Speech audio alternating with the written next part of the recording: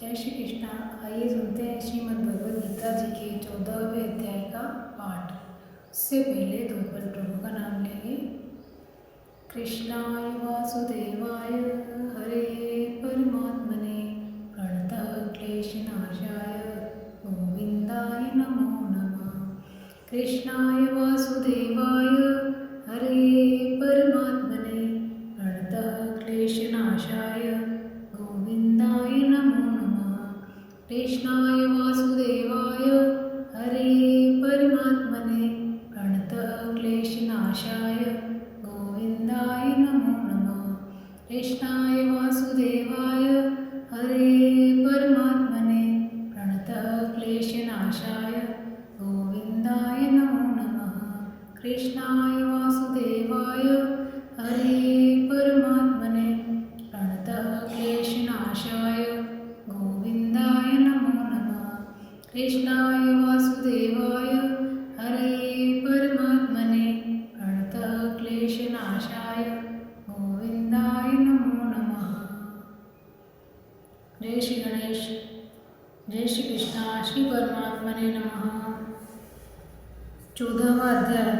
उसके उपरांत श्री कृष्ण भगवान बोले, हे अर्जुन, ज्ञानों में भी अति उत्तम परम ज्ञान को मैं फिर भी तेरे लिए कहूँगा कि जिसको जानकर सब मुनिजन इस संसार से मुक्त होकर परम सिद्धि को प्राप्त हो गए हैं।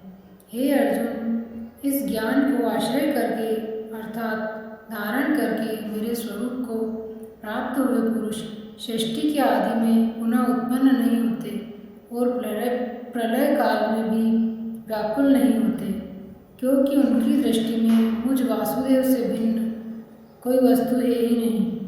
हे अर्जुन, मेरी महत ब्रह्मरूप प्रकृति अर्थात त्रिगुणमयी माया संपूर्ण भूतों की योनि अर्थात गर्भाधान का स्थान है और मैं उस योनि में चेतन रूप बीज को स्थापन करता हूँ।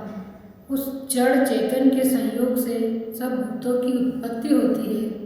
हे अर्जुन, नाना प्रकार की सब योनियों में जितनी मूर्तियाँ अर्थात शरीर उत्पन्न होते हैं, उन सब की त्रिगुणमयी माया तो गर्भ को धारण करने वाली माता है और मैं बीज को स्थापन करने वाला पिता हूँ।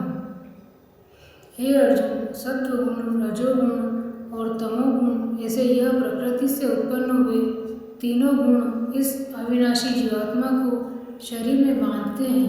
हे निष्पाप, उन तीनों गुणों में प्रकाश करने वाला निर्विकार सत्वगुण तो निर्मल होने के कारण सुख की आसक्ति से और ज्ञान की आसक्ति से अर्थात ज्ञान के अभिमान से बांधता है।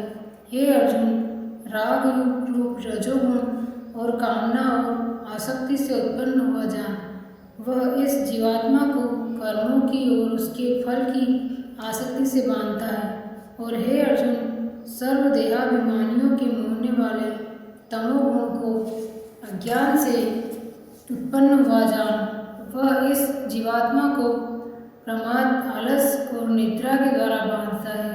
क्योंकि हे अर्जुन, सत्वगुण सुख में लगाता है और रजोगुण कर्म में लगाता है तथा तमोगुण तो ज्ञान को आच्छादन करके अर्थात ढक के प्रमाद में ही लगाता है। और हे अर्जुन, रजोगुण और तमोगुण को दबाकर सत्वगुण होता है अर्थात बढ़ता है तथा रजोगुण और सत्वगुण को दबाकर तमोगुण बढ़ता है। वैसे ही तमोगुण और सत्वगुण को दबाकर रजोगुण बढ़ता है। इसलिए जिस काल में इस देह में तथा अंतःकरण और इंद्रियों में चेतनता और बोध शक्ति उत्पन्न होती है, उस काल में ऐसा जानना चाहिए कि सत्वगुण बढ़ा हुआ है।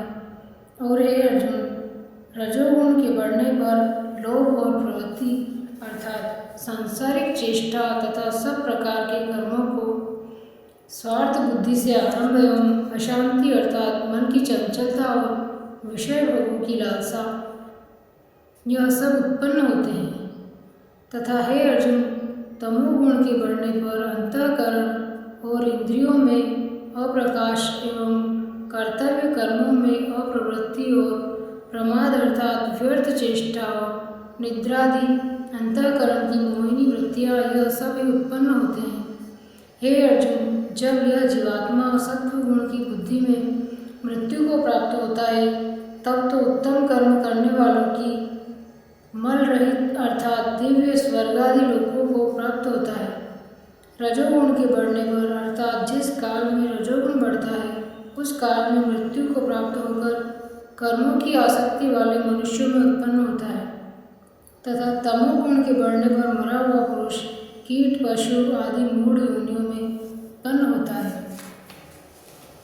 क्योंकि सात्विक कर्म का तो सात्विक अर्थात सुख ज्ञान और वैराग्य आदि निर्मल फल होता है और राजस कर्म का फल दुख एवं तामस कर्म का फल अज्ञान है। सत्व गुण से ज्ञान उत्पन्न होता है और रजोगुण से निसंदेह लोभ उत्पन्न होता है तथा तमोगुण से प्रमाद और मोह उत्पन्न होते हैं और अज्ञान भी होता है।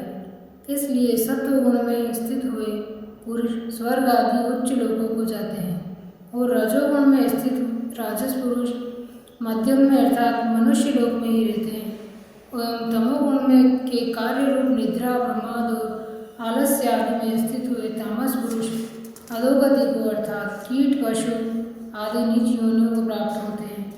हे अर्जुन, जिस काल में दृष्टा अर्थात समष्टि चेतन में एक ही भाव से स्थित हुआ साक्षी पुरुष तीनों गुणों के सिवा अन्य किसी को करता नहीं देखता है अर्थात गुण ही गुणों में बरतते हैं ऐसा देखता है और तीनों गुणों से अति परे सच्चिदानंद घन रूप मुझ परमात्मा को तत्व से जानता है, उस काल में वह पुरुष मेरे स्वरूप को प्राप्त होता है। अर्थात यह पुरुष इन स्थूल शरीर की उत्पत्ति के कारण तीनों गुणों को उल्लंघन करके जन्म मृत्यु वृद्धावस्था और सब प्रकार के दुखों से मुक्त हुआ परमानंद को प्राप्त होता है। इस प्रकार भगवान के रहस्य युक्त वचनों को सुनकर अर्जुन ने पूछा कि हे पुरुषोत्तम, इन तीनों गुणों से अतीत हुआ पुरुष किन किन लक्षणों से युक्त होता है और किस प्रकार के आचरणों को वाला होता है तथा हे प्रभु, मनुष्य किस उपाय से इन तीनों गुणों से अतीत होता है।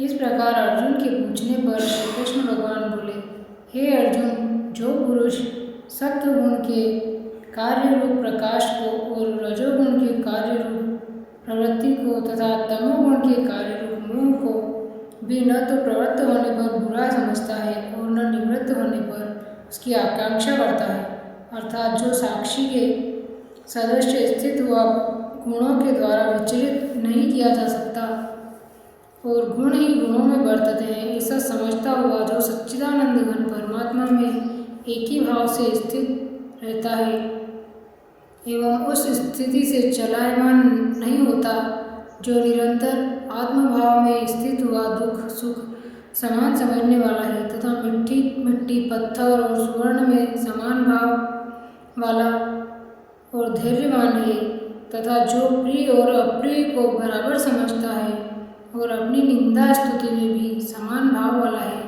तथा जो मान और अपमान में सम एवं मित्र और वैरी के पक्ष में भी सम है, वह पुरुष आरंभों में कर्तापन के अभिमान से रहित हुआ पुरुष गुणातीत कहा जाता है। और जो पुरुष व्याभिचारी भक्ति रूप योग के द्वारा मेरे को निरंतर भजता है, वह इन तीनों गुणों के अच्छी प्रकार उल्लंघन करके सच्चिदानंद घन ब्रह्म में एक ही भाव होने के लिए योग्य होता है। हे अर्जुन, उस अविनाशी परब्रह्म का और अमृत का तथा नित्य धर्म का और अखंड एक रस आनंद का मैं ही आश्रय हूँ, अर्थात उपयुक्त ब्रह्म अमृत अव्यय और शाश्वत धर्म तथा एकांतिक सुख, यह सब मेरे ही नाम है, इसलिए इनका मैं परम आश्रय हूँ। इति श्रीमद्भगवद्गीता रूपी उपनिषद एवं ब्रह्म विद्या तथा योग शास्त्र विषयक नामक श्री कृष्ण और अर्जुन के संवाद में गुणत्रय विभाग योग नामक 14वां अध्याय। श्री कृष्ण जय श्री कृष्ण।